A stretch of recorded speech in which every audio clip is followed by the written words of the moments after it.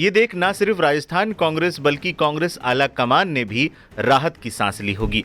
इस मुलाकात के बाद सवाल उठने लगे, कई सालों से चली आ रही राजस्थान में कांग्रेस के दो बड़े नेताओं के बीच शीत युद्ध क्या अब खत्म होने लगी है? पूर्व मुख्यमंत्री अशोक गहलोत और सचिन पायलट के बीच फिर से दोस्ती होती दिख रही है। ऐसा इसलिए भी क्योंकि लगभग 5 साल बाद पहली बार ऐसा देखने को मिला है जब पूर्व मुख्यमंत्री अशोक गहलोत और कांग्रेस नेता सचिन पायलट के बीच सियासी तल्खियां कुछ नरम पड़ी हैं। शनिवार को सचिन पायलट खुद अशोक गहलोत से मिलने उनके सिविल लाइंस स्थित सरकारी आवास पहुंचे, जहां गहलोत ने न केवल उनका गर्मजोशी से स्वागत किया बल्कि मुस्कुराते हुए हाथ भी मिलाया। दोनों नेताओं के बीच करीब करीब 2 घंटे तक चली इस मुलाकात ने राजस्थान की राजनीति में नई चर्चाओं को जन्म दे दिया है। मुलाकात के बाद गहलोत ने क्या कहा?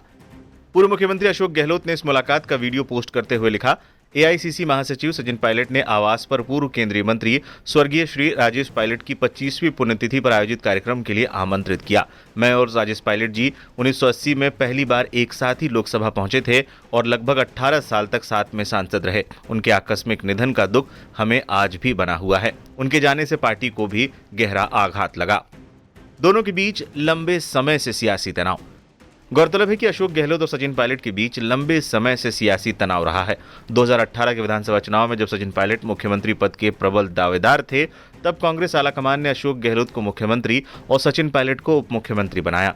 इसके बाद 1.5 साल में ही दोनों नेताओं के बीच मतभेद गहरे हो गए थे। मामला इतना बिगड़ गया था कि 12 जुलाई 2020 को पायलट समेत 19 विधायक ने सरकार के खिलाफ बगावत कर दी थी और मानेसर स्थित रिजॉर्ट में चले गए थे। Aim right, achieve big. At KR Mangalam University, we provide you the platform to turn your dreams into reality. At KR Mangalam University. इस मानेसर एपिसोड ने दोनों नेताओं के बीच कलह को पूरी तरह से खोल कर रख दिया था।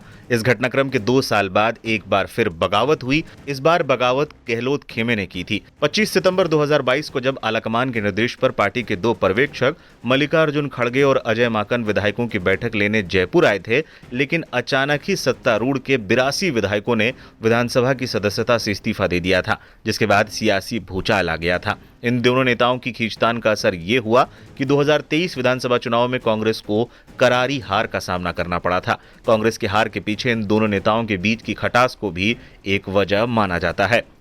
राजेश पायलट की पुण्यतिथि पर होगी सभा।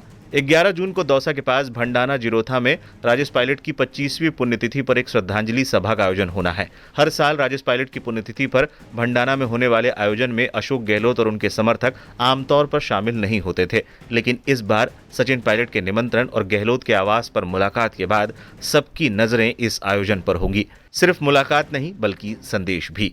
इस मुलाकात को सिर्फ एक औपचारिक भेंट नहीं बल्कि एक बड़े राजनीतिक संकेत के रूप में देखा जा रहा है। राहुल गांधी इन दिनों लगातार कांग्रेस को एकजुट करने में लगे हुए हैं। पहले गुजरात में जाकर कांग्रेस नेताओं को राहुल ने लताड़ लगाई थी। इसके बाद भोपाल और हरियाणा में भी राहुल गांधी ने पार्टी में गुटबाजी को लेकर कड़ी चेतावनी दी थी। हरियाणा की तरह राजस्थान में भी 2 बड़े नेताओं में खींचतान और गुटबाजी थी, लेकिन अब जिस तरीके से पायलट और गहलोत के बीच ये मुलाकात हुई है, साफ तौर पर कहा जा सकता है दोनों नेताओं ने न सिर्फ जनता को बल्कि पार्टी आलाकमान को भी एक संदेश दिया है। ये मुलाकात राजस्थान कांग्रेस में एकता के संदेश के रूप में भी देखी जा रही है। क्या ये मुलाकात दोनों नेताओं के बीच सियासी दूरियों को कम करेगी? ये देखना दिलचस्प होगा।